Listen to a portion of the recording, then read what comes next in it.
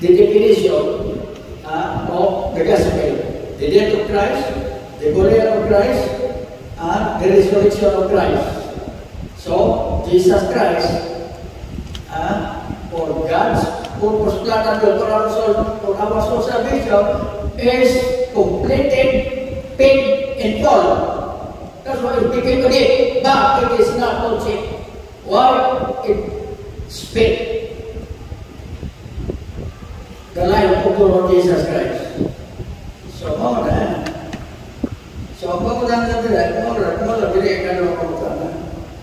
was Nicodemus really born again or saved? Yes. Yes. Orang yang melakukan agenda satu pagkatapos sa Sunday School, isa na pumunta tayo 10 minutes. Sabagay, 5 minutes late na. Alright? Isa ka kung problemahan, kung wala ko rin mabasa, pagdaw kayo ko, mamunan kayo sa Nicodemus. But because of this,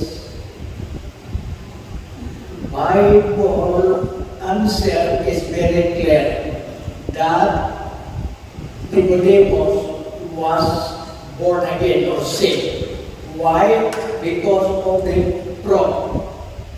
So the proof, kailangan sa tinukunay nga kaluwasan nga nagawatan ni Nicodemus as being born again. Ona, use your Bible. Save your Bible so you later write a Bible.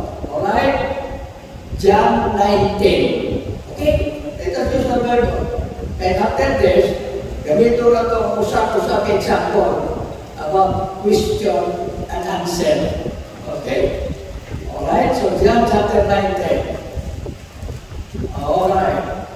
Patay na si Jesus Christ. Patay na. Pero pumunta na,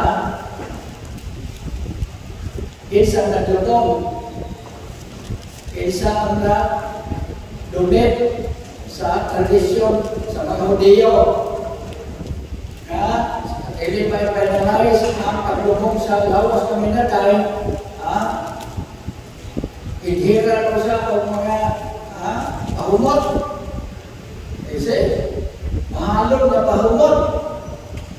Namo na nga dua sila ang nag-adto sa hari si Pilate nga tumahimo na sila na ang dapat sa responsibilidad sa maong pag-ihimo o special anointment pa through this expensive perfume. O na, ang ilindog dali, isa man sila nagawa. O, tara, sa John chapter 19, kaya malamang sa 38. And after this, Joseph, muna siya, of Arimathea, being a disciple of Jesus, saved ang Jesus Christ.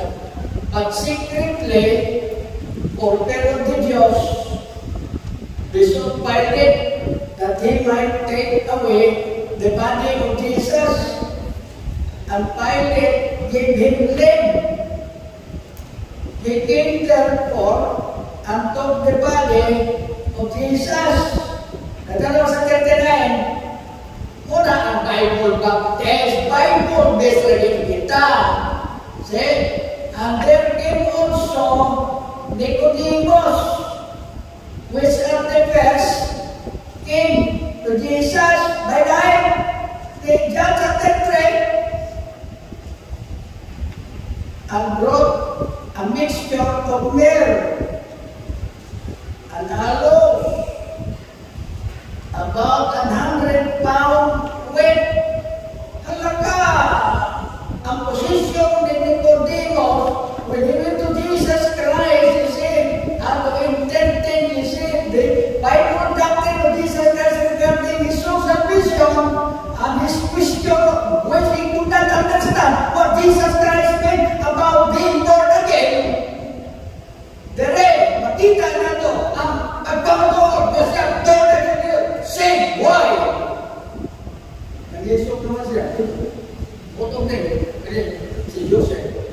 Pati ang Nicodemos was so careful, so afraid. Why? Majority of Jewish people were the ones that declared finally, declaring Jesus Christ to be God. Katabi, makita ka mo na sa patay na inyo pagkakaraw, gastuhan nila o pahalong matawag, mga beloved church members, be careful. Let's be careful. Amen na. Amen mo lang. So, are you sure? You are really saved? Being born again? Are you ready? Yes, but you just use the Lord. Pastor, yes. What's the problem? That's it. Osa. Ang garantiya niyo. Ito ang pinag sa kausapan, of the time, you will not save yet until the time you got saved. So, mauna. 2 Corinthians 5:17. Therefore, if anyone be in Christ, he is a new creature. All things are passed away, behold, all things are become new. Na, mauna, mag-doubt kita sa nangyayari. Pero,